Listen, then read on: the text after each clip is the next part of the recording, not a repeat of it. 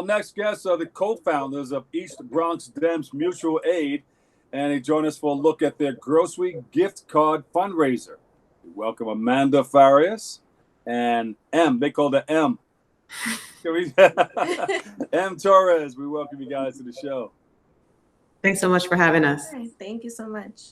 So what do we have? The gift cards, you're putting this in place in light of COVID-19? Yeah, so initially a bunch of us, myself, Emerita, and a few of our friends, when this started happening, we decided to put together a mutual aid group to kind of find out what resources people might have a difficult time finding, whether that was information from our governmental agencies or elected officials, or maybe even just picking up groceries or going to the pharmacy, or even just finding work, things like that. And we quickly realized that the responses we were getting were more about affordability of groceries and pickup. So that's kind of how and where this came from. Ah, gotcha. Em, how are you? Good. How are you? If I can add, I think, one thing to note about the Bronx is that, we're very food insecure. 1 in 4 Bronx residents are experiencing food insecurity. That's about 26%. Also, what we're seeing right now per the New York City Health Department is that the highest number of fatalities per 100,000 people is in the Bronx. So that gives you a sense for how under-resourced we are, both in terms of health, but also the food assistance that's required for the borough. Yeah. And this is before COVID-19, right? That's right. Yeah. So we've been experiencing, I think it's gotten better. I think the Bodega Association got together with some other organizations and they tried to put the healthier foods in bodegas. Did that help? I think certainly those efforts have helped. I think the one thing to keep in mind is with COVID-19, this is a pandemic of global proportions. And so the fact that we are already sort of under-resourced, it only makes it even more difficult because we are disproportionately affected. Communities of color, low-income communities are disproportionately affected by this pandemic.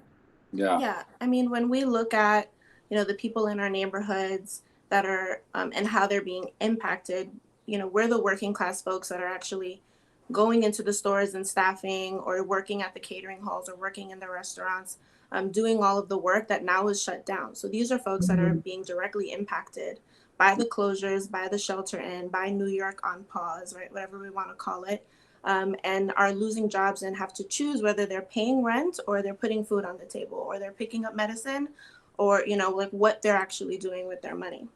Yeah, essential frontline people, they're exposed to just about everything. Yeah. But there's a number of disparities there, but talking about health, it seems like people with diabetes and maybe high blood pressure and degenerative diseases are being affected by it more so than anybody else.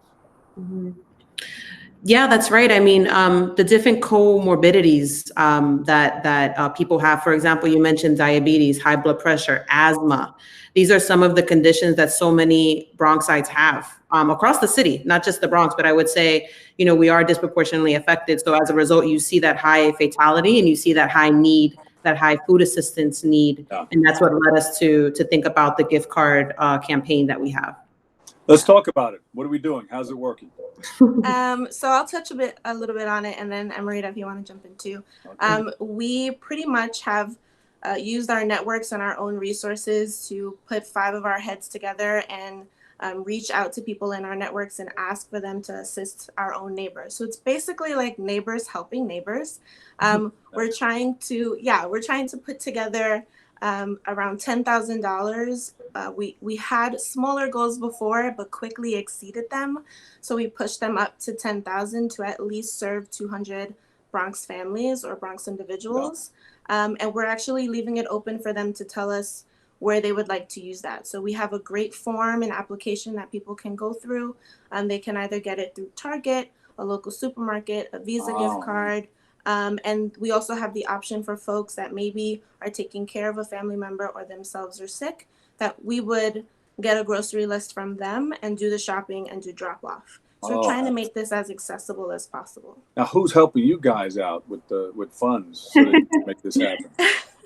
Well, we've been really blessed and really grateful for the amount of donors and people who have stepped up, small amounts, large amounts. We've had people make, $500 donations. We've also had people make $10 donations, whatever people can give, really. And we've been incredibly grateful for that. Neighbors, activists, organizers have come forth to provide these donations. All right, two things.